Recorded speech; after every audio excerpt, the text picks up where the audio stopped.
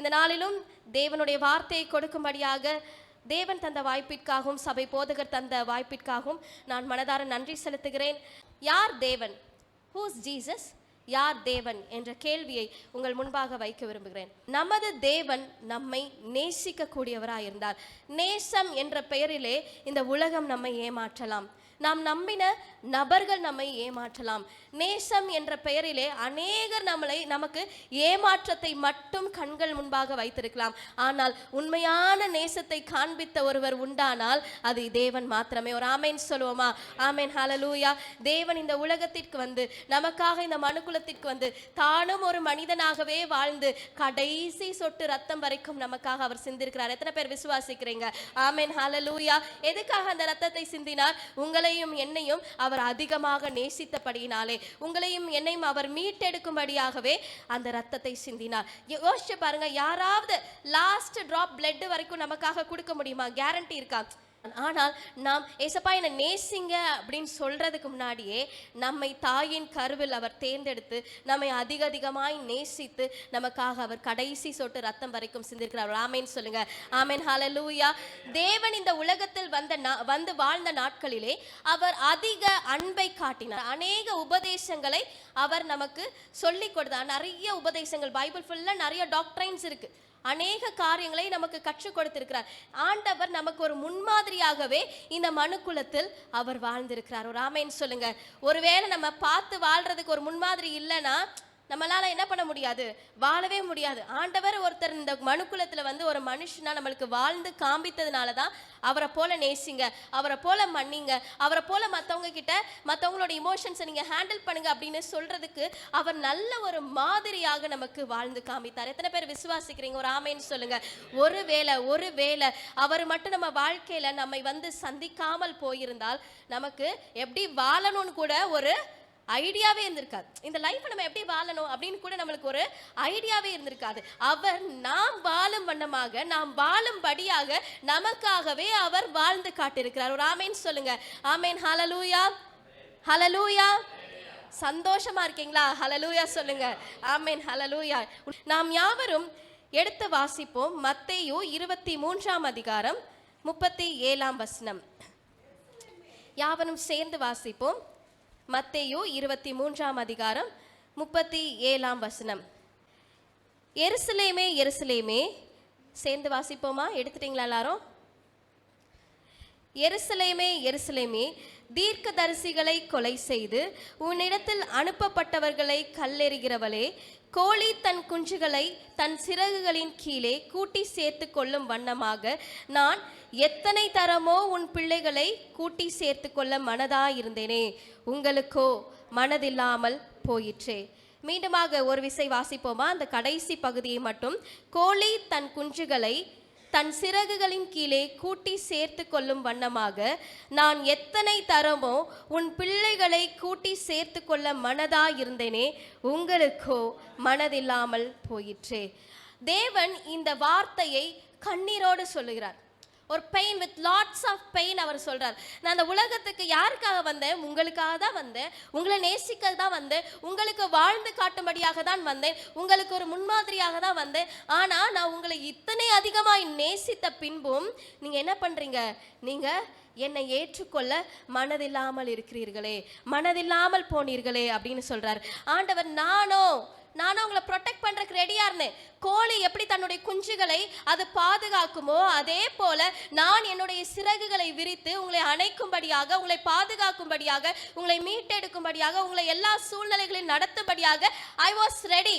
நான் ஆயத்தமா தான் இருந்தேன், நான் ரெடியா தான் இருந்தேன். ஆனால் உங்களுக்கு மனதில்லாமல் போனதே அப்படின்னு ஆண்டவர் ஒரு லாட்ஸ் ஆஃப் பெயின், அதிகமான பாரத்தோடு இந்த வார்த்தையை இந்த இடத்திலே ஆண்டவர் சொல்லுகிறதை நாம் பார்க்கிறோம். ஒரு நல்ல ஒரு பழமொழி இருக்கிறது, மனம் இருந்தால் மார்க்கம் உண்டு. எல்லாரும் கேள்விப்பட்டிருக்கீங்கன்னா, மனம் இருந்தால் மார்க்கம் உண்டு. அப்ப மனசு இருந்தா நம்மளால என்ன பண்ண முடியும்? எல்லாமே பண்ண முடியும். ஒரு விஷயத்தை நம்ம செய்யணும் அப்படின்னா ஃபர்ஸ்ட் நம்மளுக்கு என்ன வேணும்? அந்த தாட், அந்த மனசு, அந்த டிசையர், அந்த ஆசை நமக்கு வரணும். ஒரு ஆசை இருந்தால் நம்ம என்ன பண்ணலாம்? ஒரு இமயமலையே நம்ம வந்து என்ன பண்ணிடலாம்? கிராஸ் பண்ணிடலாம். ஒருத்தர் வந்துட்டு இமயமலையை கிராஸ் மவுண்ட் எவரெஸ்ட்டை வந்து அவர் கிராஸ் பண்றாரு, ஒரு சாதனை படைக்கிறார். நிலாவை போய் ஒருத்தர் தொட்டுட்டு வராரு. நிலாவை போய் நான் போய் தொட்டேனா? இல்லை. நிலாவை நீங்களாம் தொட்டுட்டு வந்தீங்கன்னா டெஃபினெட்லி இல்லை. ஆனால் நீல் ஆம்ஸ்ட்ராங் எப்படி அந்த நிலாவை போய் தொட்டுட்டு வந்தார்னா, he had that desire to touch. அந்த டிசையர், அந்த ஆசை, அந்த மனசு, யாருக்குமே இல்லாத ஆசை.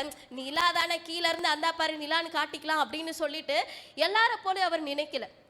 he wanted to visit. அவர் பார்க்கணும் அப்படின்ற ஆசை அவருக்குள்ள இருந்தது, அந்த வாஞ்சை அவருக்குள்ள இருந்தது. அதனால அவருக்கு அதுக்கான பிரயாசத்தை எடுத்து வைத்தார். ஸோ மனம் இருந்தால் மார்க்கமும் உண்டு என்ற அடிப்படையில் அந்த மனிதன், நீல் ஆம்ஸ்ட்ராங் என்ற மனிதன், நிலாவை பார்க்க வேண்டும் என்று முதலாவது ஆசைப்பட்டார். So we need to have that desire. இப்போ ஆண்டவர் சொல்றாரு, நான் செட்டைகளை விரிச்சு ரெடியாக தான் இருக்கேன், ஆனால் நீங்கள் என்ன இல்லை, உங்களுக்கு என்ன இல்லை, மனம் இல்லையே. அப்போ ஆண்டவர்கிட்ட போகணுன்ற மனசு நம்மளுக்கு இல்லை. ஞானஸ்தானம் எடுத்ததுக்கு அப்புறமும் நான் சில தப்புகள் பண்ணிட்டு தான் இருக்கேன். நீ ஏன் தம்பி இன்னும் ஞானஸ்தானம் எடுக்கல? ஞானஸ்தானம் எடுத்தால் தப்பு பண்ண முடியாது. கேள்விப்பட்டிருக்கீங்களா? சில பேட்ட சில வாலிப பிள்ளைங்கள்ட்டலாம் கேட்டால், ஏன் இன்னும் பேப்டிசம் எடுக்கலைன்னா, பேப்டிசம் எடுத்தால் கரெக்டாக இருக்கணும். அந்த ஆன்சர் கேள்விப்பட்டிருக்கேன். பேப்டிசம் எடுத்துட்டா கரெக்டாக இருக்கணும். பேப்டிசம் எடுக்காமல் இருந்தால் கொஞ்சம் நம்ம ஜாலியாக இருந்துக்கலாம், கொஞ்சம் வெயிட் பண்ணி எடுக்கிறேன் அப்படின்னா சில பேர் பதில் சொல்லுவாங்க. So we need to be correct அப்படின்னு சில நம்மளுக்கு இன்ஸ்ட்ரக்ஷன்ஸ் இருக்கிறதுனால ஆண்டவரை தேடி போனால் நமக்கு பாதுகாப்பு இருக்கும், நம்மளுக்கு அரவணைப்பு இருக்கும், எல்லாம் இருக்கும்னு தெரிஞ்சும் கூட அந்த ஒரு கன்ஸ்ட்ரக்டிவ் லைஃப்குள்ளே நம்ம போய் வாழ்கிறதுக்கு நாம் பதறுகிறோம். அதுதான் சேஃப்னு தெரிஞ்சாலும் நம்ம என்ன பண்ணுறோம், அதை வெறுக்கிறோம். ஆண்டவர் டியாஸோட சொல்கிறேன், உனக்கு என்ன பண்ணேன், துரோகமாக பண்ணேன், I'm that to safeguard you, உன்னை பாதுகாக்கிறதுக்காக நான் இருக்கேன், அதுக்காக தான் என் செட்டைகளை நான் விரித்திருக்கிறேன். கோழி தன் குஞ்சுகளை பாதுகாப்பது போல. கோழி கண்டிப்பாக அந்த குஞ்சுகளை வந்து என்ன மைண்ட் செட்டில் பாதுகாக்கும், ஐயோ மழை பெஞ்சா இந்த குட்டி குட்டி குஞ்சுகள்லாம் மழையில் நனைஞ்சு செத்து போயிருமே, ஐயோ ஓவரா வெயில் அடிச்சா வெயில் தாங்காமல் மயங்கி விழுந்து செத்துருமே, இப்படி ஒரு மைண்ட் செட்டில் தானே அந்த தாய் கோழி வந்து எல்லா குஞ்சுகளையும் அது வந்து செட்டைகளை விரித்து அது வந்து ப்ரொடெக்ட் பண்ணும். ஸோ அதே மாதிரி தான் ஏசப்பா வந்து இந்த சூழ்நிலை என் பிள்ளையால் கடந்து போக முடியாதே, ஐயோ இவ்வளோ கண்ணீர் என் பிள்ளையால் ஃபேஸ் பண்ண முடியாது, இவ்வளோ கஷ்டம், கண்டிப்பாக என் பிள்ளை வந்து ஐயோ மனசு உடைஞ்சு போயிடுவாங்களே அப்படின்னு ப்ரொடெக்ட் பண்ணுறதுக்காக, நம்மளை அரவணைப்பதற்காக, நம்மளை பாதுகாப்பதற்காக அவர் செட்டைகளை விரித்து ஆயத்தமாக இருந்த போதிலும் நாம் எப்படி இருக்கோம், மனசு இல்லாமல் இருக்கோமா? எப்படி இருக்கோமா? மனதில்லாமல் போனீர்கள். எவ்வளோ பெயினோட சொல்லியிருப்பாரு. இங்கே தாய் தகப்பன் நிறைய பேர் உட்காந்துருக்குறீங்க, யோசிச்சு பாருங்க, உங்கள் பிள்ளை எவ்வளோ சொன்னாலும் கீழ்ப்படியவே இல்லை. எப்படி இருக்கும்? ஒரு பாயிண்ட்டுக்கு மேலே கோபம் வரும், வெறுப்பு வரும், வெறி வரும், ஒரு பாயிண்ட்டுக்கு மேலே அதை தாங்க முடியாமல் ஸ்ட்ரெஸ் ஆகி அழுவோம். ஆமாவா இல்லையா? எவ்வளோ சொல்லி நீ கேட்கலையே, நான் வார்ன் பண்ணுறேன், இதை செய்யாதன்னு சொல்லிகிட்டே இருக்கேன், பட் ஸ்டில் நீ இதை தான் பண்ணிட்டு இருக்க அப்படின்னும் போது ஒரு பாயிண்ட்டுக்கு மேலே கண்ணீர் வரும். ஃபேஸ் பண்ணியிருக்கீங்களா? அதே போல தான் உலகத்தில் இருக்கிற இந்த தாய் தகப்பன் நம்மை பார்த்து கண்ணீர் வடிப்பார்களானால், சூழ்நிலைகளை பார்த்து போகாத, இந்த சைட் போகாத, நீ விழுந்துருவ, யூ மே ஃபால் அப்படின்னு ஆண்டவர் தடுக்கிற ஒவ்வொரு நிமிஷமும் ஆண்டவரை மீறி அந்த சூழ்நிலைக்குள்ளே கடந்து போகும்போது அவர் எத்தனை அதிகமாய் கண்ணீர் வடித்திருப்பார். அப்படிப்பட்ட தேவனை நாம் மறந்து போகலாமா? அப்படிப்பட்ட தேவனை நாம் மறந்து போகலாமா? அவர் சொல்றாரு, மனசில்லாம போயிட்டியே, என்னை மறந்து போயிட்டியே. யாரோ ஒருத்தர் சொல்லல, அவரே சொல்றார், டெஃபினெட்லி நீங்க என்ன பண்ணிட்டீங்க, என்னை மறந்து போயிட்டீங்க, நான் உங்களை வார்ன் பண்றேன், பட் நீங்க என்ன பண்ணிட்டீங்க, என்னை மறந்து போயிட்டீங்க. இப்படிப்பட்ட தேவனை நாம் மறுதளிக்கலாமோ, மறந்து போகலாமோ? we need to think. இந்த சிலுவை தியான பாதையிலே நாம் அவருடைய அன்பை அதிகமாக நாம் உணர வேண்டும். the desire matters a lot. நம்மளுக்குள்ள என்ன இருக்கணும், ஒரு வாஞ்சை இருக்கணும், ஆண்டவர் அறிந்து கொள்ளணும், ஆண்டவருக்காக ஏதோ ஒன்று பண்ணணும், அவருடைய கண்டிஷன்ஸ் அண்ட் லாஸ் அக்செப்ட் பண்ணணும் அப்படின்ற எண்ணம் நமக்குள்ள இருக்கணும். ஸோ செய்தியின் தலைப்புக்குள்ளாக நாம் கடந்து செல்வோம். உங்களுக்கோ மனதில்லாமல் போயிற்று. உங்களுக்கோ சொல்லுங்க, உங்களுக்கோ சொல்லுங்க. எங்களுக்கெல்லாம் மனசு இருக்கு, சொல்ல மாட்டோம்னு என்ன பார்த்து கூட சொல்லுங்க. உங்களுக்கோ மனதில்லாமல் போயிற்று. செய்தியின் தலைப்பு அதுதான், உங்களுக்கோ மனதில்லாமல் போயிற்று. நீங்கள் மனதில்லாமல் இருக்கிறீர்களே. நம்மளுடைய குடும்பத்தை பார்த்து, நம்மளுடைய சபையை பார்த்து, நம்மளுடைய தனிப்பட்ட வாழ்க்கையை பார்த்து, நம் குடும்பத்தில் இருக்கிற பிள்ளைகளை பார்த்து தேவன் ஒரு கேள்வியை முன்பாக வைக்கிறார். நீங்கள் மனதில்லாமல் இருக்கிறீங்க. எப்போ நீங்க வந்து டர்ன் பேக், எப்போ நீங்க என்னை பார்க்க போறீங்க, எப்போ நீங்க என்னுடைய வார்த்தையை கேட்க போறீங்க அப்படின்னு சொல்லிட்டு ஒரு எச்சரிப்பின் வார்த்தையை அவர் சொல்லுகிறார். ஒரு தாய் தன் பிள்ளையை மறப்பாளோ? ஒரு அம்மா வந்துட்டு ஒரு பிள்ளையை மறப்பாங்களா? கண்டிப்பா என்ன பண்ணுவாங்க, அவங்களோட பிள்ளைய அவங்க வந்து தண்டிப்பாங்க. கண்ணு முன்னாடி ஒரு பிள்ளை அழிஞ்சு போறத ஒரு தாய் வந்து அக்செப்ட் பண்ணிப்பாங்களா? கண்டிப்பா மாட்டாங்க. கண்டிப்பா அந்த தாய் வந்து என்ன பண்ணுவாங்க? ஐயோ என் பிள்ளை அழிஞ்சு போக கூடாது, என் பிள்ளை நல்லா இருக்கணும், என் பிள்ளைக்கு நான் நல்லது செய்யணும், என் பிள்ளையை நான் நல்ல வழியில நடத்தணும்னு அதுக்காக அந்த தாய் வந்து என்ன பண்ணுவாங்க? எல்லாவித முயற்சிகளையும் எடுப்பாங்க. பிள்ளை கீழ்ப்படியுதோ கீழ்ப்படியலையோ, இப்போ ஒரு கிணறு இருக்கு, கிணறு முன்னாடி குழந்தை விழுக போதுனா விடுவாங்களா? ஒரு அம்மா விடுவாங்களா? இப்போ கிச்சனுக்குள்ள குட்டி பிள்ளைங்க போச்சுன்னா ஆட்டோமேட்டிக்காக அம்மா என்ன சொல்லுவாங்க? கிச்சனுக்குள்ள போகாத, லைட்டரை தொடாத. இது எல்லாமே ஒரு தாய் தன் பிள்ளை மேலே வைத்திருக்கிற அக்கறையை காட்டுகிறது. இதே போலதான் தேவன் நம் வாழ்க்கையிலே நாம் அழிந்து போவதற்கு முன்பாக, அந்த சிலுவையிலே தேவன் அடிக்கப்படுவதற்கு முன்பாக ஒரு சில எச்சரிப்பின் வார்த்தைகளை அவர் நம் முன்பாக வைக்க விரும்பினார். அதுதான் மனதில்லாமல் இருக்கிறீர்களே. நாம் குடும்பத்தின் முன்பாக, நாம் சபையின் முன்பாக, நம்மளுடைய பிள்ளைகள் முன்பாக, நானோ உனக்காக நான் ரெடியா வெயிட் பண்ணிட்டு இருக்கேன், உன்னை ப்ரொடெக்ட் பண்றதுக்காக நான் சிறகுகளை விரித்து உன்னை அணைக்கும்படியாக, உன்னை ப்ரொடெக்ட் பண்ணும்படியாக, உனக்காக எல்லாவற்றையும் செய்யும்படியாக நான் சிறகுகளை விரித்து கோழி தன் குஞ்சுகளை பாதுகாப்பது போல நானும் உன்னை பாதுகாக்கும்படியாக ஐ எம் வெயிட்டிங் தேர். ஆனால் நீ என்ன பண்ணிட்டு இருக்க? நீயோ என்னை கவனிக்காம, நீ என்னை பார்க்காம, நீ என்னை ஏற்றுக்கொள்ள மனதில்லாமல் இருக்கிறையே அப்படின்னு காட் வந்து, ஆண்டவர் வந்து is talking with much pain. Much pain. இந்த வார்த்தைகளை தேவன் யாரை பார்த்து சொல்லுகிறார்? எருசலேம் தேசத்தை பார்த்து சொல்லுகிறார். அதாவது எருசலேம் தேசம் என்பது ஏதோ ஒரு தேசம் அப்படி கிடையாது, நம்மளை பார்த்து தேவன் சொல்லுகிறார். இது நமக்காக தேவன் சொல்லுகிற வார்த்தைகள். ஏன் தேவன் எருசலேமை இத்தனை அதிகமாய் நேசித்தார்? ஏன் ஒரு அம்மா வந்து தன்னுடைய பிள்ளைய அவ்வளோ அதிகமாக நேசிக்கிறாங்க? ஏன்னா அது அவங்களோட பிள்ளைன்றனா. அதே போல தேவன் ஏன் எருசலேமை இத்தனை அதிகமாய் நேசித்தார்? எடுத்து வாசிப்போம். சங்கீதம் 132 13 14 ஆகிய வசனங்கள். சங்கீதம் 132 13 14 ஆகிய வசனங்கள் வாசிங்க. கர்த்தர் சீயோனை தெரிந்து கொண்டு அது தமக்கு வாசஸ்தலமாகும்படி விரும்பினார். இது நான் என்றென்றைக்கும் தங்கும் இடம், இதை நான் விரும்பினபடியால் இங்கே வாசம் பண்ணுவேன். So God chooses Zion to be his favorite place. ஆண்டவர் சீயோனை, அதான் எருசலேம்னாலும் சீயோனாலும் ஒண்ணுதான். ஸோ ஆண்டவர் சீயோனை தமக்கு பிரியமான ஒரு இடமாக அவர் விரும்பினார், தங்கும் இடமாக, அவர் சொந்தம் கொண்டாடும் ஸ்தலமாக அவர் தெரிந்து கொண்டார். எத்தனையோ பிளேசஸ் இருக்கும் போது, எவ்வளவோ இடங்கள் இருக்கும்போது தெரிந்து கொண்டதன் காரணம் தேவன் சீயோனை அதிகப்படியாக நேசித்ததாலே. ஒரு ஆமேன் சொல்லுவோமா? ஆமேன், ஹல்லேலூயா. எடுத்து வாசிப்போம். சங்கீதம் 87 அதிகாரம் 2 வசனம். நானே வாசிக்கிறேன். கர்த்தர் யாக்கோபின் வாசஸ்தலங்கள் எல்லாவற்றை பார்க்கிலும் சீயோனின் வாசல்களில் பிரியமாயிருக்கிறார். தேவன் எல்லாவற்றை பார்க்கிலும் எதில் பிரியமாயிருக்கிறாராம்? சீயோனின் வாசல்களிலே அவர் பிரியமாயிருக்கிறார். அதே போல சகரியா 2 அதிகாரம் 8 வசனம் கடைசி பகுதியை நீங்கள் பார்ப்பீர்களானால், உன்னை தொடுகிறவன் என் கண்ணின் மணியை தொடுகிறான் என்று தேவன் சொல்லுகிறார். So God gives here a clarity and protection. அதாவது ஒரு ஏன் இந்த பிள்ளையை உங்களுக்கு பிடிக்கும் அப்படின்னா, இது ஏன் பிள்ளைப்பா. ஒரு அம்மாட்ட போயிட்டு இந்த பொண்ணை ஏன் உங்களுக்கு பிடிக்கும் அப்படின்னு கேட்டால் ஆட்டோமேட்டிக் என்ன சொல்லுவாங்க? இது ஏன் பிள்ளை, என் பிள்ளைய எனக்கு எப்படி பிடிக்காம இருக்கும்? சொல்லுவாங்களா மாட்டாங்களா? அதே போல ஆண்டவரை பார்த்து ஏன் சப்பா உங்களுக்கு எருசலேமை பிடிக்கும் அப்படின்னு சொல்லும் போது God here gives a clarity that இது எனக்கு சொந்தமான இடம். சீயோன்றது வேற யாரும் இல்ல, எனக்கு சொந்தமான இடம், நான் தெரிந்து கொண்ட இடம். மற்ற எல்லாவற்றை பார்க்கிலும், சங்கீதம் 87:2 பார்த்தீங்கன்னா, எல்லாவித ஸ்தலத்தை பார்க்கிலும் சீயோனை அதிகமாய் அவர் நேசித்தார். ஆமாப்பா, இருக்கு, நிறைய ஆப்ஷன்ஸ் இருக்கு, எனக்கு சூஸ் பண்ணிக்கிறதுக்கு நிறைய ஆப்ஷன்ஸ் இருக்கு. ஆனா நான் யாரை தான் நேசிக்கிறேன்? சீயோனை தான் நேசிக்கிறேன். ஏன் சீயோனை நேசிக்கிறேன்னா, நான் தெரிந்து கொண்ட என்னுடைய பிள்ளைகள் என்று அவர் அதிகமாக அவர் உரிமை பாராட்டுகிறார். அதே மாதிரி he gives clarity and protection that உன்னை தொடுகிறவன், யாரை தொடுறாங்களா? என் கண்ணின் மணியை, கண்ணிமையை போல நேசிக்கிறார். he gives a clarity, ஒரு கிளாரிட்டி கொடுக்கிறார். ஸ்ட்ராங்கான ஒரு ஒரு ஒரு ஒரு ப்ரொடெக்ஷன் அவர் கொடுக்கிறார். ஒரு சீலிங் மாதிரி, உன்னை யாரை தொட்டாலும் என் கண்ணின் மணியை தொடுகிறது போல சும்மா விட மாட்டேன் அப்படின்னு சொல்லிட்டு he gives a clarity. இப்படி எல்லாம் கொடுத்தவர் கதர்றார். அந்த மத்தேயு 23 அதிகாரம் 37 வசனம் இறுதியிலே நீங்கள் பார்த்தீர்களானால், எத்தனை தரமோ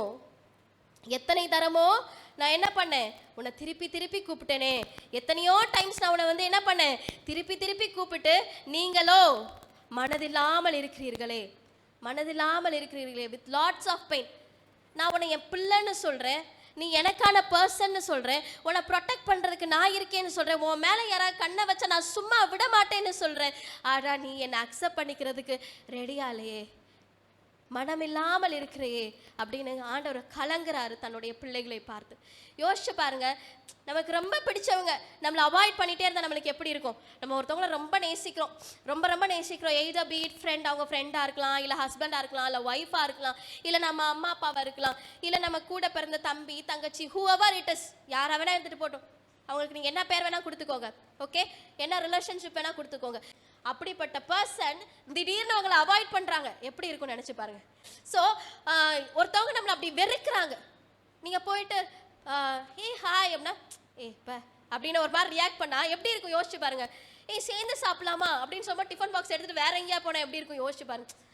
இந்த மாதிரி அப்படியே நீங்கள் உட்காந்த இடத்துல தண்ணி ஊற்றி விட்டுட்டு நீட்டாக தொடச்சிட்டு அவங்க உட்காந்தா யோசிச்சு பாருங்க. அந்த மாதிரி ஒருத்தவங்க நம்மளை அவாய்ட் பண்ணால் ஹவ் இட் வுட் பி. அதே தான் இங்கே நடக்குது. Just got wants to protect as, நம்மளை பாதுகாக்க அவர் விரும்புகிறார், நம்மை நேசிக்க. இங்கே பாருங்க, உங்கள்கிட்ட எதுவுமே எதிர்பார்க்காம ஒருத்தர் உங்களை நேசிக்க விரும்புகிறாரு. ஆனால் நீங்கள் என்ன பண்ணுறீங்க, ஓரமாக போய் உட்காருங்க ஏசப்பா அப்படி சொல்கிறீங்க. ஒருத்தர் வந்து உங்ககிட்ட எந்தவித எதிர்பார்ப்பும் இல்லாமல், ஹே கமான், நீ என்னுடைய பிள்ளை, நான் உன்னை தெரிந்து கொண்டிருக்கிறேன், நான் என்ன பண்ணுறேன், உன்னை எல்லைகளை தாண்டி நேசிக்கிறேன். உங்ககிட்ட நீ எதுவுமே எதிர்பார்க்கல, நீ எனக்கு எதுவும் வாங்கி கொடுக்க வேண்டாம், கிஃப்ட் கொடுக்க வேண்டாம், ப்ரெசென்ட் பண்ண வேண்டாம், என் பர்த்டே நான் விஷ் பண்ண வேண்டாம், எதுவுமே பண்ண வேண்டாம்ப்பா. I am still loving you and I just want to protect you, உன்னை நான் பாதுகாக்க விரும்புகிறேன் என்று ஒருவர் உங்களையே சுற்றி சுற்றி சுற்றி உங்கள் பக்கத்தில், உங்கள் முன்னாடி, உங்கள் பின்னாடி, சைடில், இந்த பக்கம்னு சொல்லிட்டு ஒருத்தர் உங்களை சுற்றி சுற்றி வரும்போது, ஹலோ ஜீசஸ் ஸ்டே ஆவே அப்படின்னு நீங்கள் சொல்லும் போது எத்தனை அதிகமாய் வலிக்கும் அவருக்கு. யோசிச்சு பாருங்க, எத்தனை அதிகமாய் அவருக்கு வலிக்கும். இதே மாதிரி நம்ம வாழ்க்கையில யாராவது ஒருத்தவங்க நம்ம கிட்ட வெறுப்பையோ ஒரு கசப்பையோ காரணம் இல்லாமல் நம்ம கிட்ட காட்டும் போது அந்த உண்மையான pain we will understand. So இதுதான் இங்க நம்ம பார்க்கிறோம், தேவன் நம்மை காக்கும்படியாக, நம்மளை நேசிக்கும்படியாக, இந்த உலகத்தில் இருக்க எல்லா பாவத்திலிருந்தும் நம்மளை தப்பு வைக்கும்படியாக கோழி தன் சிறகுகளை விரித்து காத்திருப்பது போல தேவன் தன்னுடைய சிறகுகளை விரித்து அவர் காத்திருக்கிறார். எத்தனையோ தரம், we need to underline, எத்தனையோ தரம், not just one or two times, எத்தனையோ தரம் திருப்பி திருப்பி திருப்பி, போகாதப்பா ப்ளீஸ்ப்பா போகாத, சொன்னா கேளு. நம்ம பிள்ளைங்கள்ட்ட சொல்லுவோம்ல, ஒழுங்கா படி அப்பதான் ஃபியூச்சர் நல்லா இருக்கும், ஒழுங்கா படி ஒழுங்கா படி. ஒரு நாள் சொல்லிட்டு விட்டுருவோமா? டெய்லி சொல்றோம், டெய்லி சொல்ற. பிள்ளைக்கு பிடிக்குதோ பிடிக்கலையோ we are telling, ஏன்னா நமக்கு தெரியும் படிச்சாதான் ஃபியூச்சர் நல்லா இருக்கும் அப்படின்னு தெரியும். ஸோ நம்ம என்ன பண்ணுறோம், ரிப்பீட் பண்ணுறோம். அதே போல தான் ஏசப்பா என்ன பண்ணுறாரு, எத்தனையோ தரம் மீண்டும் மீண்டுமாக மீண்டும் மீண்டுமாக, ப்ளீஸ் ஸ்டாப், வெயிட் பண்ண, போகாத, அந்த வழியை சூஸ் பண்ணாத, நான் உனக்காக ஒரு மேன்மையாக வழியை வைத்திருக்கிறேன், இதை சூஸ் பண்ணு, come to me come to me, நான் உன்னை நேசிக்கிறேன், நான் உன்னை தெரிந்தெடுத்துக்கிறேன், உன்னை தொடுகிறவன் என் கண்ணின் மணியை தொடுகிறான், நான் சும்மா விட மாட்டேன், I'll make them completely empty அப்படின்ற மாதிரி பயங்கரமாக அவர் ப்ராமிஸ் பண்ணாலும் நாம் அவரை விட்டு விலகி செல்கிறோம். மனதில்லாமல் இருக்கிறையே என்று கலங்கி போட சூழ்நிலையில் நாம் தேவன் இந்த வார்த்தையை சொல்லுவதை நாம் பார்க்கிறோம். ஆண்டவர் நமக்கு அதிகமான அன்பை தந்திருக்கிறார், அதிகமான கிருபைகளை தந்திருக்கிறார், அதிகமான ஆப்பர்ச்சுனிட்டிஸ், நிறைய திறந்த வாசல்களை நாம் கண்கள் முன்பாக அவர் வைத்திருக்கிறார். ஆனால் நமக்கு என்ன இல்லை, நமக்கு என்ன இல்லை, மனசில் அந்த அன்பை உங்களை அவர் திருப்பி என்ன பண்ண சொல்லலை, நேசிக்க சொல்லவே இல்லை. அவர் கொடுக்குற அன்பை கூட நம்மளுக்கு என்ன பண்ண முடியல, அக்செப்ட் பண்ணுற கூட நம்மளுக்கு மைண்ட் இல்லை. அவர் கொடுக்குற கிருபை, அவர் கொடுக்குற கிரேஸை கூட என்ன பண்ண முடியல, அக்செப்ட் பண்ணுறதுக்கு நம்மளுக்கு மைண்ட் இல்லை. Opportunities திறந்திருக்கு. God is providing you lots and lots of opportunities. ஆனால் அந்த ஆப்பர்ச்சுனிட்டிஸை அக்செப்ட் பண்ணுறதுக்கு மைண்ட் இல்லை, மைண்ட் இல்லை. ஒருத்தர் உங்களுக்காக காத்துக்கிட்டு உங்ககிட்டயே பேசிட்டு இருக்கிறக்கு ஒருத்தர் அவைலபிளாக இருக்கார். ஆனால் நம்ம கிட்ட பேசாமல் நம்ம நம்பரை பிளாக் பண்ணி விட்டவங்கள தான் என்ன பண்ணுறோம், அடிக்கடி தேடிக்கிட்டே இருக்கும். மனதில்லாமல் இருக்கிறையே, என்னை நேசிக்க நான் உன்னை இவ்வளோ நேசிக்கிறல்ல, இவ்வளோ நேசிக்கிறல்லப்பா, என்னை திருப்பி ஒரு தடவை நீ திரும்பி பார்க்க மாட்டியா, என்னை நேசிக்க மாட்டியா, கண் கலங்குறார். ஏன்னா கொஞ்ச நேரம் என் வார்த்தையை நீ திருப்பி பார்க்க மாட்டியா, பைபிள் எடுத்து நீ கொஞ்ச நேரம் நீ வாசிக்க மாட்டியா, என் சமூகத்தில் வந்து கொஞ்ச நேரம் அமர்ந்துட மாட்டியா, ஜெபிக்க மாட்டியா, என்னை தேடி வர வேண்டிய நேரத்துக்கு நீ தேடி வர மாட்டியா? கலங்கி போன சூழ்நிலையிலே தேவன் இந்த வார்த்தையை நாம் இடத்தில் சொல்கிறதை நாம் பார்க்கிறோம். ஒருவேளை ஆண்டவர் மட்டும் நம்மளை நேசிச்சு டயர்ட் ஆகி வேண்டாம் நம்மளுக்கு அதே சேம் கான்செப்ட், ஒருத்தவங்களை நீங்கள் ரொம்ப நேசிக்கிறீங்க, உங்களை அவாய்ட் பண்ணிகிட்டே இருக்காங்க, ஒரு பாயிண்ட்டுக்கு மேலே என்ன ஆயிரும்? வெறுப்பு வந்துடும். போனா போட்டும், நம்மளா இருந்துட்டு போயிடலாம் அப்படின்னு நம்ம ஒரு டெசிஷன் எடுப்போல, அதே போல போனா போட்டும் அப்படின்னு ஆண்டவர் ஒரு டெசிஷன் எடுத்தா நமக்கு அதுதான் முடிவு நாளாக மாறும். ஆண்டவருடைய அன்பு இருக்க வரைக்கும் we are in the safer zone. அவருடைய அன்பு நம்மளை பாதுகாக்கும் வரைக்கும் we are in the safer zone. ஒரே ஒரு நிமிஷம் வேண்டாம், ஏன் இவ்வளோ கம்பல் பண்ணணும், ஏன் இவ்வளோ நேசிக்கிறேனே தெரியாதா என்ன, திருப்பி நான் போயிட்டு ஏன் நேசிக்கிறேன்னு சொல்லணும், திருப்பி நான் ஏன் இந்த உன்னை பாதுகாக்கிறேன் உனக்காக சிலுவையில் அறையப்பட்டிருக்கேன் நான் ஏன் சொல்லணும் அப்படின்னு ஆண்டவர் ஒரு நிமிஷம் நினைச்சார்னா அன்னைக்கு தான் நம்மளுக்கு என் கார்டு போட்ட மாதிரி, நம்மளுடைய டைமிங் ஓவர்னு அர்த்தம். நாம் அதுக்கப்புறம் ஆண்டவரேன்னு போனாலும் there will be no time to realize God's love. நம்ம திருப்பி போனாலும் ஆண்டவருடைய அந்த மகிமையையோ அவர் காட்டின அன்பையோ அவருடைய வார்த்தையோ நாம் என்ன பண்ண முடியாது, அக்செப்ட் பண்ணிக்க முடியாது. ஒரு ஆமேன் சொல்லுவோமா? ஆமேன் ஹல்லேலூயா. எத்தனை பேர் விசுவாசிக்கிறீங்க அவர் உங்களை நேசிக்கிறார்? ஒரு ஆமேன் சொல்லுங்க. ஆமேன் ஹல்லேலூயா. அவர் உங்களை தெரிந்தெடுத்திருக்கிறார். ஒரு ஆமேன் சொல்லுங்க. ஆமேன். உங்கள் கண்ணின் மணியை உங்களை தொடுகிறவன் அவருடைய கண்ணின் மணியை தொடுகிறான். எத்தனை பேர் விசுவாசிக்கிறீங்க? ஒரு ஆமேன் சொல்லுங்க. ஆமேன் ஹல்லேலூயா. உங்களுக்காக அவர் எல்லாவற்றையும் செய்ய வல்லவராயிருக்கிறார். ஏதோ 1-2 இல்லை, ஏதோ 1-2 காரியங்களே இல்லை, எல்லாவற்றையும் டாப் டு டவுன் எல்லாமே எனக்காக ஏசப்பா இது மட்டும்தான் செய்வாங்கன்னு கிடையாது, யாவையும் செய்ய அவர் வல்லவராயிருக்கிறார். ஒரு ஹல்லேலூயா சொல்லுவோமா? மனிதனால் முடியாதது தேவனால் கூடும். எத்தனை பேர் விசுவாசிக்கிறீங்க? ஒரு ஆமேன் சொல்லுங்க. இந்த சிச்சுவேஷன் முடியவே முடியாது, என்னால் இந்த பலவீனத்தை தாங்கவே முடியல, கலங்கி போயிருக்கிறீங்களா? இந்த பலவீனத்தை கடந்து வர நான் அவ்வளோ கஷ்டப்படுறேன், இந்த சூழ்நிலை கடந்து போக நான் அவ்வளோ கஷ்டப்படுறேன், இந்த கடன் பாரத்தை நான் தாங்கிக் கொள்ளாமல் அவ்வளவு கஷ்டப்படுறேன். தேவன் உங்களுக்காக எல்லாவற்றையும் செய்ய வல்லவராயிருக்கிறார். ஆமேன் சொல்லுங்க. ஆமேன் ஹல்லேலூயா. தேவன் இப்படி கதறும்படியாக எருசலேம் என்ன செய்தது என்ற தலைப்பிலே 3 காரியங்களை உங்களோடு பகிர்ந்து கொள்ள போகிறேன். ஏசப்பா இவ்வளோ கதறாரு, ஏசப்பா நீ வந்துருன்னு இவ்வளவு கதற அளவுக்கு எருசலேம் என்ன செய்தது என்று 3 காரியங்களை உங்களோடு பகிர்ந்து கொள்ள விரும்புகிறேன். முதலாவது, தேவனுடைய வார்த்தையை அலட்சியப்படுத்தியது. முதலாவது என்னது? தேவனுடைய வார்த்தையை அலட்சியப்படுத்தது. எடுத்து வாசிப்போம். அதே மத்தேயு 23ஆம் அதிகாரம் 37ஆம் வசனம் முதலாவது பகுதியை மட்டும் யாராவது ஒருத்தவங்க வாசிங்க. எருசலேமே தீர்க்கதரிசிகளை கொலை செய்து உன்னிடத்தில் அனுப்பப்பட்டவர்களை கல்லெறிகிறவளே போதுமானது. ஸோ இங்க நம்ம என்ன பார்க்குறோம்னா, தீர்க்கதரிசிகளை கொலை செய்து எருசலேமே which means நம்ம தான்.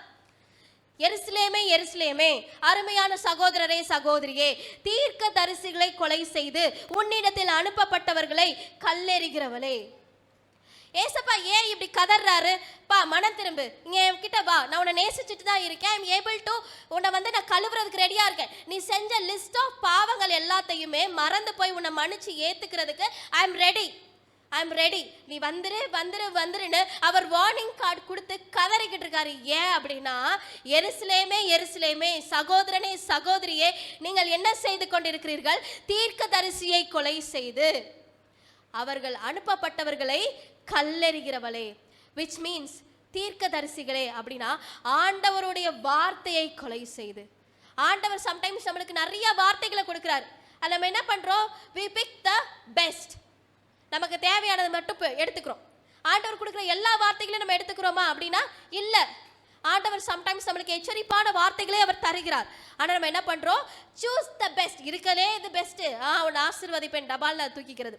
ஸோ நம்மளுக்கு எது தேவையோ அதை மட்டும், the words of protections and blessings மட்டும் நம்ம என்ன பண்றோம்?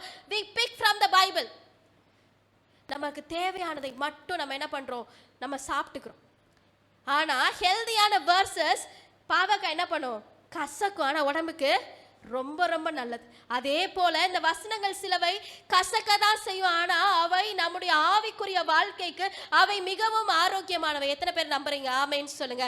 நம்மை சில நேரத்திலே கண்டிப்பின் வழியாக நடத்துகிற எல்லாமே நன்மைக்கே. ஒரு ஆமேன்னு சொல்லுங்க. ஒரு அம்மாவோ ஒரு அப்பாவோ எப்பவுமே பிள்ளைய மடியில தூக்கி வச்சு கொஞ்சிட்டே இருப்பாங்களா? என் செல்ல குட்டி, தங்க குட்டி, இப்படியே சொல்லிட்டே இருப்பாங்களா? என்னப்பா தீயில விளையாட போறியா? விளையாடு செல்ல குட்டி, கொஞ்ச நேரம் தீயில விளையாடிட்டு வா அப்படி சொல்லுவாங்களா? கத்தி வச்சு விளையாடிட்டு வரேம்மா, வெரி குட், கத்தி வச்சு விளையாடு அப்படி சொல்லுவாங்களா? Never, not at all. Because a parent know the seriousness of the danger. ஒரு தாய்க்கும் தகப்பனுக்கும் தான் பிள்ளை இதை வைத்து விளையாடினால், தான் பிள்ளை இதை செய்தால் என்ன விதமான ஆபத்து வரும் அப்படின்னு சொல்லிட்டு ஒரு தாய் தகப்பனுக்கு தெரியும். சேம் காட், ஒரு தாய் தகப்பன் நம்மளை தண்டிக்கும் போது அதை நம்ம ஏற்றுக்கிறோம். சம்டைம்ஸ் ஏற்றுக்காம போகிறோம். அதுதான் ஆண்டவர் சொல்கிறாரு, ஏற்றுக்கோங்கன்னு தான் ஆண்டவர் சொல்கிறார். அந்த வார்னிங் பீரியடில் ஜஸ்ட் அக்செப்ட், ஏற்றுக்கோங்க. ஆண்டவர் கதறாரு, எருசலேமே எருசலேமே நீ மனம் திரும்ப, ஐ வெயிட்டிங் ஃபார் யூ. நான் உனக்காக தான் வெயிட் பண்ணிட்டு இருக்கேன். நான் சிலுவையில் போய் என்ன பண்ண போகிறேன்? அறையப்பட போகிறேன். உனக்காக தான் அறையப்பட போகிறேன். இன்னும் கொஞ்ச நேரத்தில் என் கடைசி சொட்டு ரத்தம் வரைக்கும் என்னாக போகுது? எல்லாமே போக போகுது. இதெல்லாம் யாருக்காக? உங்களுக்காக. நான் யாருக்காக பண்ணுறேன்னு கூட தெரியாமல் நான் போய் சிலுவையில் அறையப்படுறது ஆஃப் நோ யூஸ். நீங்க இங்க லிஸ்ட் கணக்கா பாவம் பண்ணிட்டு இருக்க, தேவையில்லாத வேலைகளை பண்ணிட்டு இருக்க, தீர்க்கதரிசிகளை கொலை செய்து கொண்டிருக்கிறாய். அவர் அனுப்பினவர்களை நீர் கல்லறிந்து கொண்டிருக்கிறாய். ஆனா நான் என்ன பண்ண போறேன்? சிலுவையில போய் அங்க மறிக்க போறேன். நான் சிலுவையில மறிக்க போற பர்பஸ் உனக்கு தெரியலனா then why should I go there? அதனால தான் ஆண்டவர் கதறிக்கிட்டு இருக்காரு. அங்க போறதுக்கு முன்னாடி ப்ளீஸ் ரிப்பெண்ட், ப்ளீஸ் மனம் திரும்புங்க, கமான் என்கிட்ட வாங்க, நான் உங்களை சேர்த்து கொள்ளும்படியாக மனதோடு இருக்கிறேன். ஆனால் நீங்களோ மனதில்லாமல் இருக்கிறீர்களே. யோசிச்சு பாருங்க, இன்னைக்கு ஆண்டவர் நம்மளுடைய சபையின் முன்பாக, நம்ம குடும்பத்தின் முன்பாக, நம்மளுடைய தனிப்பட்ட வாழ்க்கையின் முன்பாக he just wants to keep this one question. நான் மனசோட இருக்கேன்பா உன்னை அணைக்கும்படியாக. உன் ஃபேமிலி உன்னை கைவிட்டுருச்சா? நீ நம்பினவர்கள் உன்னை கைவிட்டுட்டாங்களா? இட்ஸ் ஓகே, நான் உன்னை அணைக்கும்படியாக. உனக்கு ஏகப்பட்ட பிரச்சனைகளா? இட்ஸ் ஓகே, நான் உன்னை அணைக்கும்படியாக நான் உன்னோடு இருக்கிறேன். ஆனா நீ மனசு இல்லாம இருக்கியே, நான் இதுக்காக தான் இருக்கேன்னு தெரிஞ்ச மனசு இல்லாம இருக்கிறியேன்னு சொல்லிட்டு ஆண்டவர் நம்மளை பார்த்து அவர் கதறி கொண்டு இருக்கிறார். இந்த காலை வேளையிலே உங்களையும் என்னையும் பார்த்து the last chance, this is the warning card அப்படின்ற ஒரு மைண்ட் செட்டோட ஆண்டவர் உங்களுக்கு முன்பாகவும் எனக்கு முன்பாகவும் இந்த வார்த்தையை அவர் வைத்திருக்கிறார். நான் மனதோடு இருக்கிறேன். நீங்கள் மனதோடு இருக்கிறீர்களா? மனதோடு இருக்கிறீர்களா என்ற கேள்வியை அவர் நம் முன்பாக வைக்க விரும்புகிறார். யோசிச்சு பாருங்க, ஜஸ்ட் திங்க் ஆஃப், அவர் எவ்வளவு கெஞ்சிட்டு இருக்காரு. வார்த்தைகள் கடந்து வரும்போது உங்களுக்கு தேவையான வார்த்தைகளை எடுத்துக்கொண்டு மற்ற வார்த்தைகளை நீங்கள் கொலை செய்கிறீர்கள் என்று சொல்கிறார். யோசிச்சு பாருங்க, ஆண்டவருடைய வார்த்தை ஜீவன் உள்ளது. எத்தனை பேர் விசுவாசிக்கிறீங்க? ஒரு ஆமேன்னு சொல்லுங்க. தேவனுடைய வார்த்தை ஜீவன் உள்ளது. மனுஷன் அப்பத்தினால் மாத்திரமல்ல, தேவனுடைய வார்த்தையினாலும் அவன் என்ன செய்வான்? அவன் பிழைப்பான். அப்படிப்பட்ட ஜீவனுள்ள வார்த்தையை நம்ம கொலை செய்கிறோம்னா நமக்கு எவ்வளோ கெத்து வேணும். நம்ம என்ன பண்ணுறோம்? அசால்ட்டாக ஆண்டவருடைய வார்த்தையை நம்ம கொலை செய்து கொண்டு இருக்கிறோம். God is speaking to us directly. அவர் சொல்றாரு, என்ன பெருசா சொல்லிட்டாரு? மகனே மகளே இதை செய்யாதன்னு சொல்றாரு. நம்ம அப்பா அம்மா சொல்லுவாங்க தானே, நம்ம வயசுல மூத்தவங்க சொல்லுவாங்க தானே, நமக்கு அப்படி சொல்ற எல்லாமே நன்மைக்கானவைகளே. ஆனா நம்மளுக்கு என்ன பண்ண முடியல? அந்த நன்மைகளை ஏற்றுக்கொள்ள முடியல. நன்மைதான் அப்படின்னு தெரிஞ்சாலும் என்ன பண்ண முடியல? ஏற்றுக்கொள்ள முடியல. ஆண்டவர் நமக்காக நன்மையான பாதைகளை அவர் நம் கண் முன்பாக வைத்து, நீங்கள் தீர்க்கதரிசிய என்ன பண்ணாதீங்க, கொல்லாதீங்க, கல்லெறியாதீங்க, ப்ளீஸ் கம் டு மீ அப்படின்னு கெஞ்சிட்டு இருக்காரு. ஆனால் நம்ம என்ன செய்யறோம்? தீர்க்கதரிசிகளை, அதாவது தேவனுடைய வார்த்தைகளை, எச்சரிப்பின் வார்த்தைகளை நாம் கொலை செய்கிறோம். அதே போல கல்லெறிகிறோம் என்றால் தேவனுடைய வார்த்தைக்கு எதிர்த்து பேசுகிறோம் என்ற அர்த்தம். இப்போ என்ன பண்ணுறோம்? நமக்கு பிடிக்காதவங்க மேலே தான் என்ன பண்ணுவோம்? இப்போ நாய் வருது கடிக்க, இப்போ என்ன பண்ணுவோம்? ஆட்டோமேட்டிக்காக கல் எடுத்து தூக்கி, இப்போ இருக்க நாயெல்லாம் கல்லை பார்த்தாலும் நம்மளை விரட்டிட்டு வருது, அது வேற. நாய் நம்மளை கடிக்க வருது, கல்லை எடுத்து என்ன பண்ணுவோம்? ஆட்டோமேட்டிக்காக எரியப்போம். ஸோ அதே போல் தான் ஆண்டவருடைய எச்சரிப்பின் வார்த்தை நம்ம கிட்ட வரும்போது அதை நம்ம என்ன பண்ணுறோம்? எதிர்க்கிறோம். we are defending. அதை நம்ம வந்து என்ன பண்ணுறோம்? அதை அப்போஸ் பண்ணுறோம். நோ அப்படின்னு சொல்லிட்டு, என்னால் இதெல்லாம் எப்படி செய்ய முடியும்? நீங்கள் செய்வீங்களா? மேபி அவங்களுக்கு அந்த வசனம் தேவைப்படாது, ஆனால் நமக்கு அந்த வசனம் தேவைப்படுது அப்படின்னு ஆண்டவர் நம்மளை எச்சரிக்கும் போது, உங்களால் அதை செய்ய முடியுமா? நீங்கள் செய்வீங்களா? அப்படி நம்ம என்ன பண்ணுறோம்? குவெஸ்டின் பண்ணுறோம். இதெல்லாம் செய்ய முடியாது. 40 நாள் ஃபாஸ்டிங் ப்ரேயரா? அதில் ஒரு வேளை ஃபாஸ்டிங் இருங்க அப்படின்னா 40 நாளாக என்னால் என்ன பண்ண முடியாது, இருக்க முடியாது. என் ஹெல்த் கண்டிஷனை பற்றி உங்களுக்கு என்ன தெரியும்? சொல்கிறோம் இல்லையா? இதே இது ஒரு ஃபங்க்ஷனுக்கு போகணும், ஒரு கல்யாணத்துக்கு போகணும், சாப்பிடாம கடகடன்னு கிளம்பி போயிருக்கோம் இல்லையா? போயிருக்கோம் தானே, சாப்பிடாம அவசரமாக கிளம்பி போகிறோம். ஆனால் இதே ஒரு ஃபாஸ்டிங் ப்ரேயர் 40 days அப்படின்னு அனௌன்ஸ் பண்ணோடனே ஒரு ஆட்டோமேட்டிக்காக ஒரு பசி எடுக்க ஆரம்பிச்சோம். அனௌன்ஸ்மெண்ட் வந்தோடனே ஒரு பசி நம்ம ஆண்டவருடைய காரியத்திலே நாம் ஜாக்கிரதை உள்ளவர்களாக இருக்க வேண்டும். எல்லா விஷயத்திலுமே நாம் எதிர்த்து பேசக்கூடாது. ஆண்டவர் நமக்காக ஒரு சில வார்த்தைகளை நம்ம கிட்ட சொல்லும் போது we should be ready to accept it. நம்ம ஆண்டவருடைய வார்த்தையை சில நேரத்தில் நம்ம கேட்காதனால தான், அக்செப்ட் பண்ணாதனால தான் இங்கே ஆண்டவர் என்ன பண்ணிட்டு இருக்காரு, கதறிட்டு இருக்காரு. ஏன் அப்படின்னா, நீர் ஒரு பெரிய அழிவை நோக்கி காத்து கொண்டிருக்கிறாய் அப்படின்றது யாருக்கு தெரியும்? ஆண்டவருக்கு தெரியும். நம்மளால எதிர்காலத்தை ப்ரெடிக்ட் பண்ண முடியாது. ஆனால் அவர் எல்லாவற்றையும் அறிந்தவர். நமக்கு பின்பாக ஒரு அழிவு இருக்கிறது, நம்ம ப்ராப்பரா ஆண்டவருடைய வார்த்தையை ஏற்றுக்கொள்ள நம்ம இங்க தான் போவோம், நரகத்துக்கு தான் போவோம், நமக்கு ஒரு பெரிய அழிவு இருக்கு அப்படின்றத அறிஞ்சுதான் அவர் கத்திட்டு இருக்காரு. எருசலேமே என்ன பண்ணு, மனம் திரும்பு, உனக்காக நான் சிறகுகளை விரித்து காத்து கொண்டிருக்கிறேன் என்று தேவன் நமக்காக அவர் கதறி கொண்டிருக்கிறார். இரண்டாவது, சுயநலமாக வாழ்ந்தார்கள். எடுத்து வாசிப்போம். லூக்கா 14 அதிகாரம் 16 20 வசனம் வரை. யாராவது ஒருத்தவங்க வாசிங்க. லூக்கா 14 அதிகாரம் 16 20 வசனம் வரை. லூக்கா 14 16 20 வரை. இந்த இடத்திலே நாம் பார்த்தோமானால், முதலாவது நான் என்ன சொன்னேன், தேவன் இப்படி கதறுவதற்கான காரணங்கள் என்ன? முதலாவது, தேவனுடைய வார்த்தையை நாம் அலட்சியம் பண்ணினதுனாலே. இரண்டாவது, சுயநலமாக வாழ்ந்ததினால். யோசிச்சு பாருங்க, ஆண்டவர் ஒரு பெரிய ஃபீஸ்ட் ரெடி பண்றாரு, பயங்கரமான விருந்து ரெடி பண்றாரு. ஆனா நம்ம என்ன சொல்றோம், விருந்துக்கு போக மாட்டோம் அப்படின்னு சொல்லிட்டு போக்கு சொல்லுகிறார்கள். அதாவது நொண்டி சாக்குகள் சொல்லி கொண்டிருக்கிறார். முதலாவது வந்த நபர் என்ன சொல்றாரு, எனக்கு வயல்ல வேலை இருக்கு, நான் போய் பார்க்கணும், என்னால் என்ன பண்ண முடியாது, விருந்துக்கு வர முடியாது. இரண்டாவது நபர் என்ன சொல்றாங்க, எனக்கு 5 ஏறு மாடுகள் இருக்கிறது, நான் அதை போய் பார்க்க வேண்டும், என்னால் என்ன பண்ண முடியாது, வர முடியாது. மூணாவது பார்த்தீங்கன்னா ரொம்ப ஸ்பெஷல். எனக்கு என்னாச்சு, எனக்கு விவாகம் பண்ணினேன். விவாகம் பண்ணி முடிச்சிட்டாங்க, அப்புறம் என்ன வரலால, விவாகம் பண்ணி முடித்து விட்டா, விவாகம் பண்ணினேன், அதனால என்ன பண்ண முடியாது, வெளியில வர முடியாது. ஆண்டவர் எங்க கூப்பிடுறாரு, விருந்துக்கு கூப்பிடுறாரு. விருந்துக்கு எவ்வளவு ஸ்பெஷலா இருக்கும் அப்ப அந்த விருந்து. நீங்கள் ஆசைப்படுகிற எல்லா விதமான காரியங்களும் அந்த விருந்துல இருக்கும். கூப்பிடுறது சாதாரண பர்சன் இல்லப்பா. மோடி உங்களை ஒரு ஃபங்க்ஷனுக்கு கூப்பிட்டா போகாம இருப்பீங்களா? நம்மளை ஆண்டவர் என்ன பண்றாரு, ஒரு பெரிய விருந்துக்கு அழைக்கிறார். நமக்கு இன்விடேஷனா வச்சு கம் ஆன் அப்படின்னு சொல்லிட்டு ஆண்டவர் நம்ம ஒரு பெரிய விருந்துக்கு அவர் அழைக்கிறார். ஆனால் அதற்கு நாம் எப்படி இருக்கிறோம், மனதில்லாதவர்களாக இருக்கிறோம், சுயநலம் உள்ளவர்களாக. நம்ம காரியம் தான் பெருசு அப்படின்னு நினைக்கிறோம். ஆண்டவர் கூப்பிடுறாரு, வாப்பா சர்ச்சில் கிறிஸ்மஸ் ப்ரோக்ராம் இருக்கு, வா, நீ தான் முக்கியமான பர்சன், சர்ச்சில் நீ தான் முக்கியமான பர்சன், நீ வரணும். எத்தனை பேர் வந்தாலும் நீங்க அமர்ந்திருப்பது மிகவும் ஸ்பெஷல், இட்ஸ் மச் இம்பார்ட்டன்ட் அப்படின்னு சொல்லிட்டு ஆண்டவர் நம்மளை இன்வைட் பண்றார். சபையின் காரியங்களுக்கு, முக்கியமான காரியங்களுக்கு, தேவனுக்கு அடுத்த காரியங்களுக்கு தேவன் நம்மை அவர் அழைக்கிறார். ஆனா நம்ம என்ன சொல்றோம், போக்குகள் சொல்கிறோம், நொண்டி சாக்கு. எனக்கு வயல் இருக்கு, எனக்கு விவாகம் பண்ணிட்டாங்க, எனக்கு மாடெல்லாம் பார்க்கணும், 5 ஏறு மாடுகள் இருக்கு அப்படின்னு நொண்டி சாக்குகள். நமக்கு இருக்கிற வாழ்க்கை தான் பெருசு அப்படின்னு நம்ம என்ன பண்றோம், பல நேரத்தில் ஆண்டவரை மறந்து போகிறோம். ஆனால் நம்ம என்ன பண்ணோம், இந்த ஆசீர்வாதங்கள்லாம் கொடுத்தது யாரு தான், அவர் தான். கொடுத்தவரையும் மறந்துடுறோம், அவர் சொல்ற விஷயங்களையுமே மறந்துடுறோம். சுயநலமாக சில நேரங்களிலே நாம் வாழ்கிறோம்.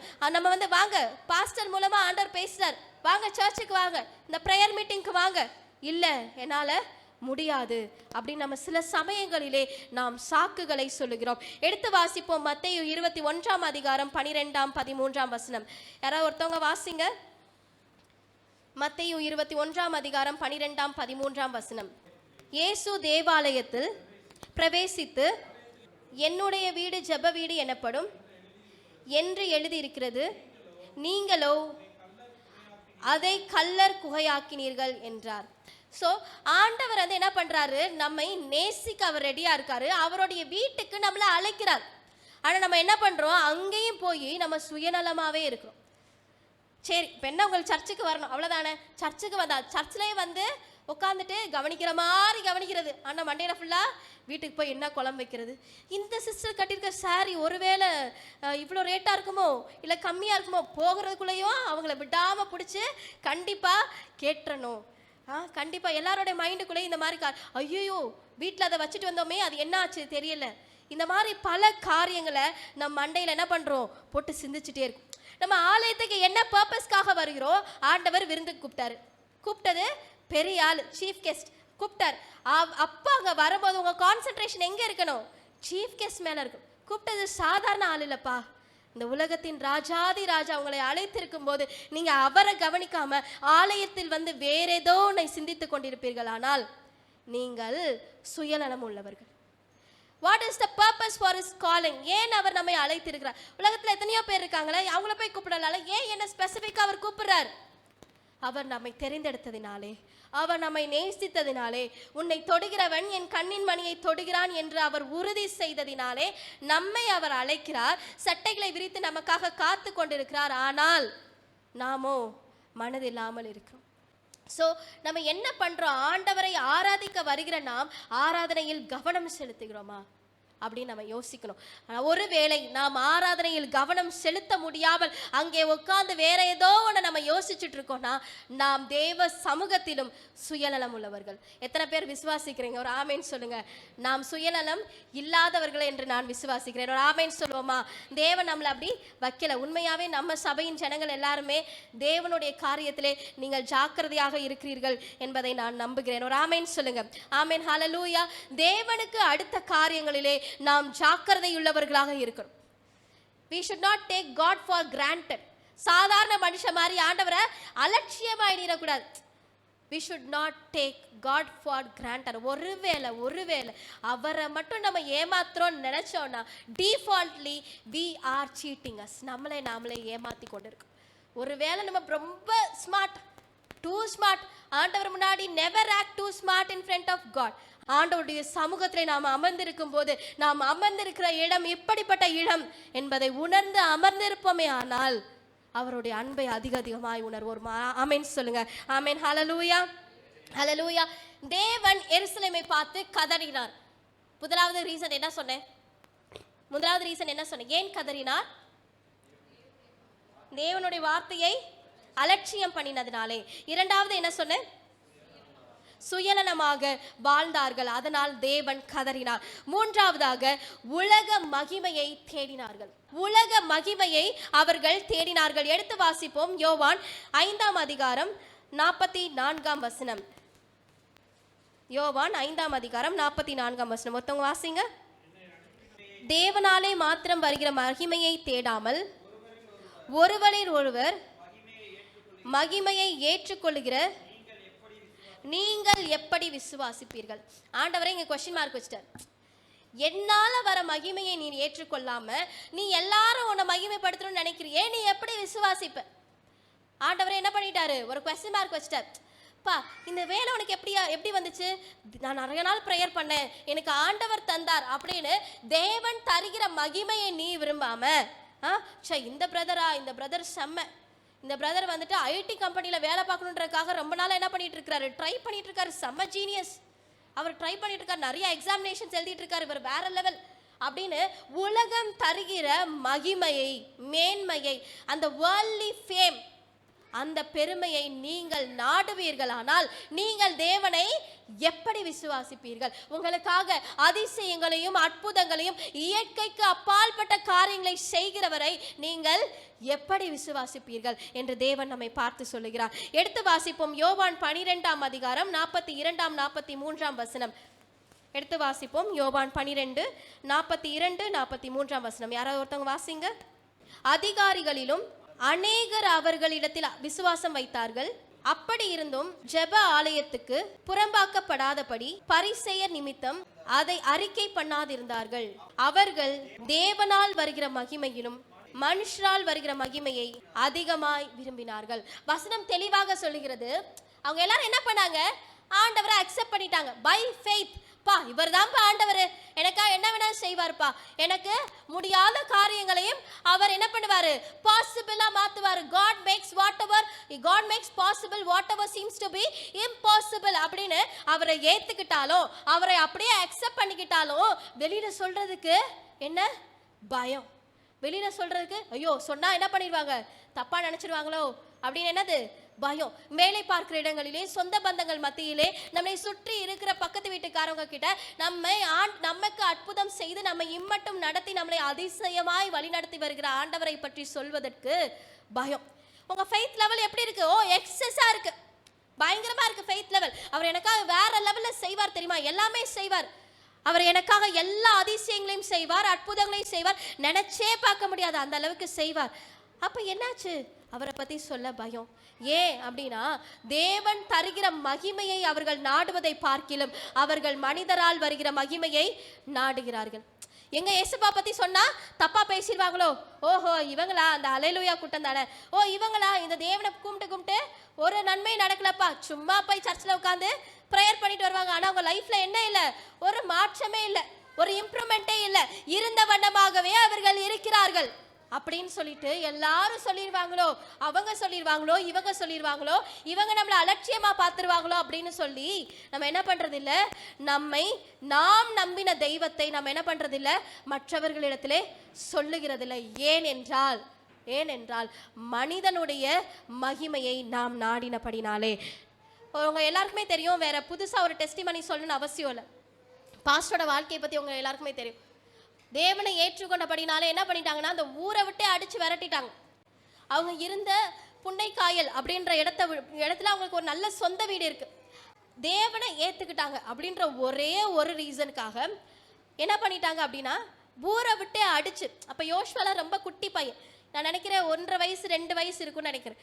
ஆனா இன்னைக்கு காட் சேஞ்ச் எவ்ரிதிங், எல்லாத்தையும் மாற்றி எந்த ஊர் புறக்கணித்ததோ, வேற ஊர் இல்லை, எந்த ஊர் புறக்கணித்தரோ அதே ஊர்ல வாங்க வாங்க பாஸ்டர் வாங்க அப்படின்னு கூப்பிட்டு அதே ஊர்ல மாலையெல்லாம் போட்டு நீங்க தான் இந்த ஃபங்க்ஷனை ஸ்டார்ட் பண்ணி வைக்கணும் அப்படின்னு கௌரவப்படுத்துற வண்ணம் தேவன் காலங்களையும் சூழ்நிலைகளையும் மாற்றினார். ஒரு ஆமேன் சொல்லுவோமா?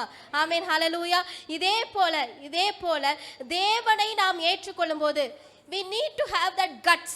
அந்த கட்ஸ் நம்ம கூட இருக்கணும். யாரை சொல்றீங்க? ஜீவனுள்ள தேவனை சொல்றீங்க. யாரோ ஒரு பொய்யான தெய்வத்தையோ கல்லையோ மரத்தையோ நீங்க பேசல. you are speaking one who has life. ஜீவனுள்ள தேவனை நீங்கள் பேசுகிறீர்கள்.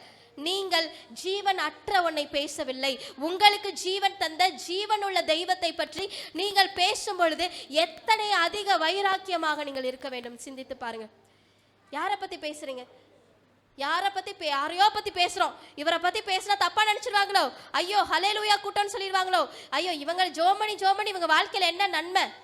ஒரு நன்மையும் கிடையாது. Not even a single blessing அப்படின்னு நம்மளை கிரிட்டிசைஸ் பண்ணிடுவாங்களோ அப்படின்னு பயந்து நன்மை செய்த தேவனை மறந்தே வாழ்கிறோம். உலக மகிமையை தேடுவோம். எல்லாரும் கூட 10ல் 1 நம்ம என்ன பண்றோம்? பல நேரங்களிலே நாம் சுற்றி திரிகிறோம். எடுத்து வாசிப்போம். ஆதியாகமம் 12ஆம் அதிகாரம் 1ஆம் வசனம். நானே வாசிக்கிறேன். கர்த்தர் ஆபிரகாமை நோக்கி, நீ உன் தேசத்தையும் உன் இனத்தையும் உன் தகப்பனுடைய வீட்டையும் விட்டு புறப்பட்டு நான் உனக்கு காண்பிக்கும் தேசத்துக்கு போ. தேவன் என்ன சொல்றார் ஆபிரகாமை பார்த்து? Just go. ஒரே வார்த்தை தான், leave everything and just go. ஆபிரகாம் கீழ்ப்படிந்தாரா? ஆபிரகாம் கீழ்ப்படிந்தார் கண்மூடித்தனமாக. அதனால நம்ம ஆபிரகாமை விசுவாச தகப்பன் என்று கூறுகிறோம். There was no hope at all. நம்பிக்கை அற்ற பாதை. கண்ணை கட்டி காட்டுல விட்ட மாதிரி. நாளைக்கு என்ன சாப்பிடுவோன்னு தெரியாது, நாளைக்கு என்ன உடுத்துவோன்னு தெரியாது, எங்க தங்குவோன்னு தெரியாது, கூட்டிட்டு போறவங்களெல்லாம் என்ன பண்ணுவோன்னு தெரியாது. But still he had complete faith in God. போ ஆபிரகாம், எல்லாத்தையும் விட்டுட்டு, உன் இனத்தை விட்டு, உன் தேசத்தை விட்டு, உன் தகப்பனை விட்டு, உன் குடும்பத்தை விட்டு, எவ்ரிதிங் உனக்கு ஐடென்டிட்டி கொடுத்த எல்லாத்தையும் விட்டுட்டு போ அப்படின்ற. and he went. கீழ்ப்படிந்தார். ஒரு ஆமென் சொல்லுங்க. எத்தனை பேர் இன்னைக்கு கீழ்ப்படிய ஆயத்தமா இருக்கிறீங்க? ஒரு ஆமென் சொல்லுவோமா? தேவன் போ அப்படின்னு சொன்னா அதுக்கு பின்னாடி ஒரு பெரிய ஆசீர்வாதம் இருக்கும். சும்மா போக சொல்ல மாட்டார். இங்க வரியா நம்ம கடைக்கு போயிட்டு வரோமா அப்படின்னு நம்மளை கூப்பிடுறவங்க கடைக்கு கூட்டிட்டு போய் நம்மளை காசு கட்ட விட்டுருவாங்க. ஆனா ஆனா போ அப்படின்னு சொன்ன உடனே கிளம்பி போயிட்டீங்கன்னா there will be a unlimited blessing. ஒரு ஹalleluya சொல்லுங்க. உங்கள் கண்களுக்கு அப்பால்பட்ட, உங்கள் இருதயத்தாலே ஏற்றுக்கொள்ள முடியாத அளவுக்கு unlimited blessings will be waiting for you. ஒரு ஹalleluya சொல்லுவோமா? ஹalleluya ஹalleluya. இந்த வேதத்திலே அநேக தேவ பிள்ளைகள் போ என்று சொன்ன மாத்திரமே போனதினாலே அவர்கள் இன்றைக்கும் சாட்சியாகவே வாழ்கிறார்கள். அவங்க மரிச்சிருக்கலாம், யோசேப்பா இருக்கட்டும், மோசேவா இருக்கட்டும், தாவீதா இருக்கட்டும், எல்லாருமே எனக்கு மறிச்சு போயிருக்கலாம். ஆனால் சரித்திரம் இன்னும் அவர்களை பேசி கொண்டுதான் இருக்கிறது. ஏன் அப்படின்னா ஆண்டவர் போனா அவங்க போறதுக்கு ரெடியா இருந்தாங்க, வானா வரதுக்கு ரெடியா இருந்தாங்க, கோலை நீட்டு அப்படின்னா நீட்டுக்கு ரெடியா இருந்தாங்க. பரவாயில்ல, பசிக்குதா, இட்ஸ் ஓகே, என்னை நம்பி போ அப்படின்னு சொல்லும் போது அதை அக்செப்ட் பண்றதுக்கு ரெடியா இருந்ததுனால அவர்கள் சரித்திரம் படைத்தார்கள். ஒரு ஆமேன் சொல்லுங்க. தலைமுறை பேசும் வண்ணமாக அவர்களை சரித்திரம் படைத்தார்கள். எத்தனை பேர் ஆண்டவருடைய வார்த்தையை நம்பி போன்னு சொன்னோடனே போகிறதுக்கு ரெடியா இருக்கீங்க? ஒரு ஹalleluya சொல்லுவோமா? ஆமென், ஹalleluya. we need to have that desire. ஒரு ஆமென் சொல்லுங்க. நமக்கு அந்த வாஞ்சை தேவை. கடைசியாக எடுத்து வாசிப்போம். அப்போஸ்தலர் 4ஆம் அதிகாரம் 19ஆம் வசனம். அப்போஸ்தலர் 4ஆம் அதிகாரம் 19ஆம் வசனம். யாரோ ஒருத்தவங்க வாசிங்க. கடைசியாக இந்த வசனத்தை வைத்து உங்களோட பேச விரும்புகிறேன். பேதுருவும் யோவானும் அவர்களுக்கு பிரதியுத்தரமாக, ரிப்பீட் பண்றாங்க, அவங்களுக்கு எதிர்த்து, they are giving a bold answer. பேதுருவும் யோவானும் அந்த நாட்களிலே ஒரு போல்டான ஆன்சர் கொடுத்தது போல இன்னைக்கு நமக்கு அந்த போல்ட்னஸ், அந்த துணிவு, அந்த கட்ஸ் நமக்கு இருக்கா? நீங்க யாரை பத்தி பேசிட்டு இருக்கீங்க தெரியுமா? என்னுடைய தெய்வத்தை பத்தி பேசிட்டு இருக்கீங்க. நீங்கள் நிதானித்து பாருங்கள். அப்படி பேதுருவும் யோவானும் சொன்னது போல அந்த தைரியம் இன்னைக்கு நமக்கு இருக்கா? நம்ம சிந்தித்து பார்க்க வேண்டும். தேவன் அங்கே கதறி கொண்டிருக்கிறார். எருசலேமே எருசலேமே என்று சிலுவையில் அறைவதற்கு முன்பாக தேவன் அங்கே கதறி கொண்டிருக்கிறார். என் அருமை சகோதரனே, சகோதரியே, உங்க மேல நான் அன்பு வச்சிருக்கேன், நான் உங்களை தெரிந்து கொண்டிருக்கிறேன், உங்களை தொடுகிறவன் என் கண்ணின் மணியை தொடுகிறான், ப்ளீஸ் கம் அப்படின்னு சொல்லிட்டு ஆண்டவர் சிலுவையிலே அறையப்படுவதற்கு முன்பாக உங்களுக்காக அவர் எருசலேமே எருசலேமே என்று கதறி கொண்டிருக்கிறார். ஆனால் இந்த எருசலேமோ தேவனுடைய வார்த்தையை கேட்காமல் தேவனுடைய வார்த்தையை அலட்சியம் பண்ணது, சுயநலமாக வாழ்ந்தது, உலகத்துக்கு ஏற்ற உலகத்தின் மகிமையை நாடியது. தேவன் உங்களுக்கு முன்பாக அதே கேள்வியை இந்த நாளிலே வைக்க விரும்புகிறார். உங்களுக்கு தேவனை ஏற்றுக்கொள்ள மனம் இருக்கிறதா? முதலாவது என்ன சொன்னேன்? desire to accept. தேவனுடைய வார்த்தையை அலட்சியம் பண்ணாமல் தேவனை ஏற்றுக்கொள்ள நமக்கு மனம் இருக்கிறதா? இரண்டாவது, சுயநலம் இல்லாத ஒரு வாழ்க்கை வாழ நமக்கு மனது இருக்கிறதா? மூன்றாவது, தேவ மகிமையை நாம் சார்ந்து கொள்ள உறுதியுள்ளவர்களாக இருக்கிறோமா? நாம் தியானித்து பார்க்க வேண்டும். மனது இருக்கிறதா?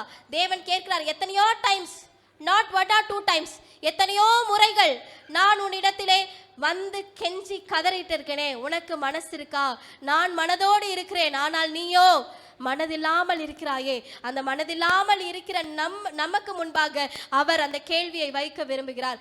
மனது இருக்கிறதா என்ற கேள்வியை இந்த காலை வேளையிலே அவர் வைக்க விரும்புகிறார். சரித்திரம் சொல்கிறது, இந்த எருசலேமை பார்த்து ஆண்டவர் என்ன பண்றாரு? கெஞ்சுறாரு, கதறாரு, மனம் திரும்புங்க அப்படின்னு சொல்லி பயங்கரமா கண்ணீர் விட்டு பேசுறாரு. லாஸ்ட் மினிட், பா கொஞ்ச நேரத்தில் என்ன பண்ண போறேன்? சிலுவையில் அறையப்பட போறேன், அதற்கு முன்பாக நான் உங்ககிட்ட பேசுறேன்னு சொல்லிட்டு கெஞ்சி கதறாரு. But no reaction. கடைசியில் என்ன ஆச்சு தெரியுமா? சரித்திரம் சொல்கிறது, எருசலேம் நகரம் ஒன்றும் இல்லாமல், ஒரு கல்லு கூட மிஞ்சாம சுக்குநூறாக உடைக்கப்பட்டது, சுக்குநூறாக நொறுங்கப்பட்டது. எருசலேம் ஜனங்கள் சுயநலமாக வாழ்ந்த போது தேவாலயம் இடித்து நொறுக்கப்பட்டது. எருசலேம் நகரத்திலே ரத்த ஆறு, ரத்த வெள்ளமாக ஓடப்பட்டது. So God here gives a warning. எருசலேம் என்பது நீங்களும் நான் மட்டும்தான். பா, ஒரு கல்லு கூட மிஞ்சாம உடைஞ்சு விழுக போறீங்க, ரத்த வெள்ளமா மாற போறீங்க, தேவாலயம் சுக்குநூறா உடைய போது. இதெல்லாம் ஆண்டவருக்கு தெரிஞ்சதுனால தான் அவர் கதறாரு, எருசலேமே எருசலேமே மனம் திரும்புங்கன்னு. ஆனா நம்ம என்ன பண்ணிட்டோம்? இவ்வளோ நாள் மனம் திரும்பாம போயிட்டோம். கடைசியில் என்ன நடந்தது? சரித்திரம் சொல்வது போல ரத்த வெள்ளம் ஓடுகிறது, சுக்குநூறா எருசலேமே சுத்தமாக காலியாக்கப்பட்டது, தேவ ஆலயம் உடைத்து நொறுக்கப்பட்டது. எருசலேம் என்பது நீங்களும் நானும் தான், வேற யாரும் இல்லை. இன்னைக்கு ஆண்டவர் இந்த காலை வேளையிலே மனது இருக்கிறதா என்ற கேள்வியை உங்கள் முன்பாக, நம் குடும்பத்தின் முன்பாக, நம்ம தனிப்பட்ட வாழ்க்கையின் முன்பாக, மனம் இருக்கிறதா, என்னை தேட மனம் இருக்கிறதா, என்னை நேசிக்க மனம் இருக்கிறதா, எனக்காக நேரம் செலவழிக்க மனம் இருக்கிறதா, நான் சிறகுகளை விரித்து உனக்காக காத்து கொண்டிருக்கிறேனே என்ற கேள்வியை உங்கள் முன்பாகவும் என் முன்பாகவும் அவர் வைக்க விரும்புகிறார். ஒருவேளை மனம் திரும்புவோம் ஆனால் அவர் நம்மை அணைத்துக் கொள்ள அவர் ஆயத்தமாயிருக்கிறார். ஒருவேளை நாம் அவரை கண்டு கொள்ளாமல் போவோமானால் அவர் கொடுக்கிற எச்சரிப்பின் நாட்கள் வரும் பொழுது நம்மளால ஒண்ணுமே செய்ய முடியாது. அப்படி இருக்கிற இடங்களிலே நாம் யாவரும் எழுந்து நிற்போமா? நம்மை நேசிக்க ஒருவர் உண்டு, நம் மேலே அன்பு செலுத்த ஒருவர் உண்டு. அவர் நம்மை அதிகமாய் நேசிக்கிறார். எல்லைகளை தாண்டி அவர் நம்மை நேசிக்கிறார். நம் தாய் தகப்பனை பார்க்கிலும் அவர் அதிகமாய் நம்மை நேசிக்கிறார். இந்த உலகத்திலே அவர் நமக்காகவே வந்திருக்கிறார். நம்மை நேசிக்கும்படியாகவே அவர் வந்தார். வேற எந்த பர்பஸும் இல்லை. He just came to this world to love you and me. நம்மை நேசிக்கிற அந்த ஒரு பர்பஸ்க்காகவே அவர் இந்த மனுக்குலத்திற்கு வந்தார். நம்மை அதிகமாய் நேசித்து கடைசி சொட்டு ரத்தம் வரைக்கும் அவர் நமக்காகவே சிந்தினார். எத்தனை அன்புள்ள தெய்வம்னு பாத்தீங்களா? எத்தனை அன்புள்ள தெய்வம்னு பாத்தீங்களா? ஒரு விசை நாம் யாவரும் கண்களை மூடி, இயேசுவா உங்க அன்புக்கு நாங்க தகுதி இல்ல ஆண்டவரே, ஆனாலும் நீர் எங்களை அதிகமாய் நேசித்திருக்கிறீர். நீர் எங்களுக்கு தந்த அன்புக்கு ஆண்டவரே அப்பா எங்களாலே விலை கிரயம் செலுத்த முடியாது ராஜா. Thank you glory, thank you glory. Hallelujah.